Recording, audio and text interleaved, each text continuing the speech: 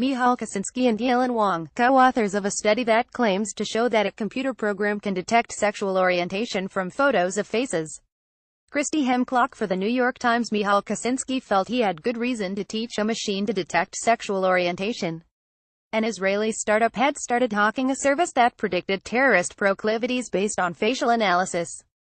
Chinese companies were developing facial recognition software not only to catch known criminals, but also to help the government predict who might break the law next. And all around Silicon Valley, where Dr. Kosinski works as a professor at Stanford Graduate School of Business, entrepreneurs were talking about faces as if they were gold waiting to be mined. Few seemed concerned, so to call attention to the privacy risks, he decided to show that it was possible to use facial recognition analysis to detect something intimate, something people should have full rights to keep private. After considering atheism, he settled on sexual orientation.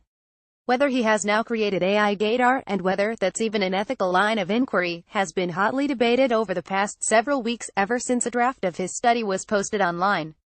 Presented with photos of gay men and straight men, a computer program was able to determine which of the two was gay with 81% accuracy, according to Dr. Kosinski and co-author Yilun Wang's paper.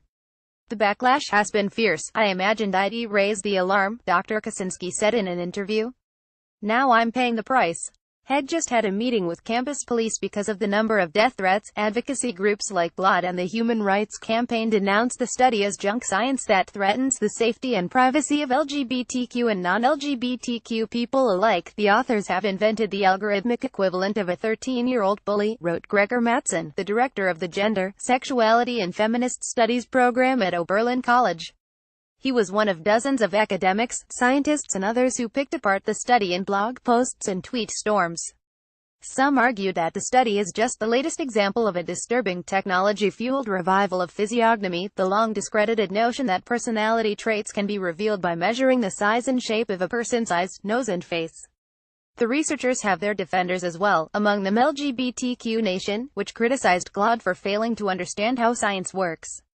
But even they have been unable to agree on precisely what the tool has shown. At the heart of the controversy is rising concern about the potential for facial analysis to be misused and for findings about its effectiveness to be distorted. Indeed, few of the claims made by researchers or companies hyping its potential have been replicated, said Claire Garvey of Georgetown University's Center on Privacy and Technology. At the very best, it's a highly inaccurate science, she said, of promises to predict criminal behavior, intelligence and other character traits from faces. At its very worst, this is racism by algorithm, teaching a machine to see sexuality. Dr. Kosinski and Mr. Wang began by copying, or scraping, photos from more than 75,000 online dating profiles of men and women in the United States. Those seeking same-sex partners were classified as gay, those seeking opposite-sex partners were assumed to be straight. Some 300,000 images were whittled down to 35,000 that showed faces clearly and met certain criteria.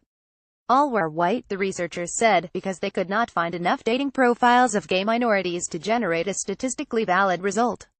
The images were cropped further, and then processed through a deep neural network, a layered mathematical system capable of identifying patterns in vast amounts of data. Dr. Kosinski said he did not build his tool from scratch, as many suggested. Rather, he began with a widely used facial analysis program to show just how easy it would be for anyone to pull off something similar. In one section of the study, the authors presented what they called composite heterosexual faces, left, and composite gay faces, right, built by averaging landmark locations of the faces classified as most and least likely to be gay. This did not sit well with some who suggested that this is just the latest example of physiognomy, rationalized by deep neural networks. Michal Kosinski and Yilun Wang. The software extracts information from thousands of facial data points, including nose width, mustache shape, eyebrows, corners of the mouth, hairline and even aspects of the face we don't have words for. It then turns the faces into numbers. We showed that this model produces slightly different numbers for gay and straight faces, Dr. Kosinski said. The authors were then ready to pit their prediction model against humans, in what would become a notorious gaydar competition. Both humans and machine were given pairings of two faces, one straight, one gay, and asked to pick who was more likely heterosexual. The participants, who were procured through Amazon Mechanical Turk, a supplier for digital tasks, were advised to use the best of your intuition. They made the correct selection 54% of the time for women and 61% of the time for men, slightly better than flipping a coin. Dr. Kosinski's algorithm, by comparison, picked correctly 71% of the time for women and 81% for men. When the computer was given 5 photos for each person instead of just one, accuracy rose to 83% for women and 91% for the men. After the study was referenced in an article in The Economist, the 91% figure took on a life of its own. News headlines made it sound almost like an X-ray that can tell if you're straight or gay, said Dr. Jonathan M. Michal, director of the Center for Medicine, Health, and Society at Vanderbilt University. Yet none of the scenarios remotely resembled a scan of people in the wild, as Ms. Garvey put it. And when the tool was challenged with other scenarios, such as distinguishing between gay men's Facebook photos and straight men's online dating photos, accuracy dropped to 74%. There's also the issue of false positives, which plague any prediction model aimed at identifying a minority group, said William T. L. Cox, a psychologist who studies stereotypes at the University of Wisconsin-Madison. Let's say 5% of the population is gay, or 50 of every 1,000 people. A facial scan that is 91% accurate would misidentify 9% of straight people as gay in the example above. That's 85 people. 0.91 x 950. The software would also mistake 9% of gay people as straight people. The result of 130 people the facial scan identified as gay, 85 actually would be straight. When an algorithm with 91% accuracy operates in the real world, Dr. Cox said, almost 2/3 of the times it says someone is gay, it would be wrong. He noted in an email that the algorithms were only trained and tested on white, American, openly gay men and white, American, presumed straight comparisons, and therefore probably would not have broader implications. What a face reveals regardless of effectiveness, the study raises knotty questions about perceptions of sexual orientation. Nicholas Rule, a psychology professor at the University of Toronto, also studies facial perception. Using dating profile photos as well as photos taken in a lab, he has consistently found that photos of a face provide clues to all kinds of attributes, including sexuality and social class. Can artificial intelligence actually tell if you're gay from your face? It feels weird. It feels like physiognomy, he said. I still personally sometimes feel uncomfortable, and I have to reconcile this as a scientist, but this is what the data shows, said Dr. Rule, who is gay. That is not to say that all LGBTQ people have the similar facial features, or even that there are only 2 kinds of sexuality, he said. But to pretend that sexual orientation is invisible suffocates our ability to approach inequity, given that the Stanford study was based on dating profile photos, which may contain all kinds of additional hints about preferences. The results should be taken with not just a grain, but a tablespoon of salt, he added. Elements of each picture in the researchers' study were extracted by facial recognition software. The colored dots mark landmarks on the face.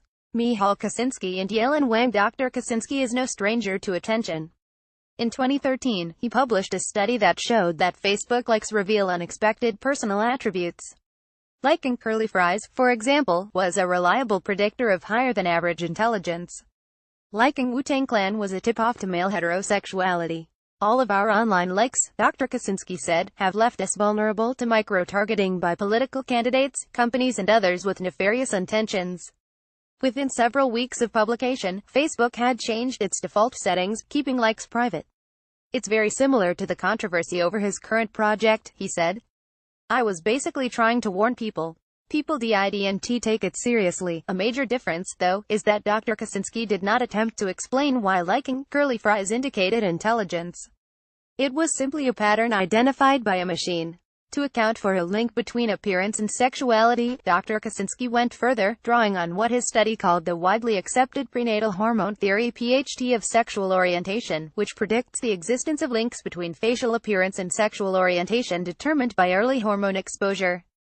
The notion that it's widely accepted was quickly disputed. That theory is a mess, said Rebecca Jordan-Young, chairwoman of Women's, Gender and Sexuality Studies at Barnard University, who wrote a book on PHT. There's more contradictory and negative data than there is positive. Even many experts who are supportive of the theory said they could not see how a study of self-selected dating photos made the case that gay people have gender-atypical faces, let alone a theory that attributes distinctive features to hormones. The discussion of PHT made the authors sound out of touch, said Dr. Cox. Most sex scientists agree that there is no single cause to sexual orientation, so what did the machine see? Dr. Kosinski and Mr. Wang say that the algorithm is responding to fixed facial features, like nose shape, along with grooming choices, such as eye makeup. But it's also possible that the algorithm is seeing something totally unknown. The more data it has, the better it is at picking up patterns, said Sarah Jamie Lewis, an independent privacy researcher who tweeted a critique of the study. But the patterns aren't necessarily the ones you think that they are. Tommaso Poggio, the director of MIT's Center for Brains, Minds and Machines, offered a classic parable used to illustrate this disconnect. The army trained a program to differentiate American tanks from Russian tanks with 100% accuracy. Only later did analysts realize that the American tanks had been photographed on a sunny day and the Russian tanks had been photographed on a cloudy day. The computer had learned to detect brightness. Dr. Cox has spotted a version of this in his own studies of dating profiles. Gay people, he has found, tend to post higher quality photos. Dr. Kosinski said that they went to great lengths to guarantee that such confounders did not influence their results. Still, he agreed that it's easier to teach a machine to see than to understand what it has seen. The study is still on track to be published by the Journal of Personality and Social Psychology, though no date has been set. The paper had already made its way through the official peer review process before unofficial reviewers began ripping it to shreds. A representative of the American Psychological Association, which manages the journal, denied that the study was placed under ethical review due to the uproar, as some reports suggested, though she said that an additional step involving paperwork was taken. Dr. Kosinski's reputation may be permanently damaged, he said, but he has no regrets. Officials in a country where homosexuality is criminalized someday soon may turn to facial analysis to identify gay men and women. The question is, can you live with yourself if you knew it's possible and you didn't let anyone know, he asked.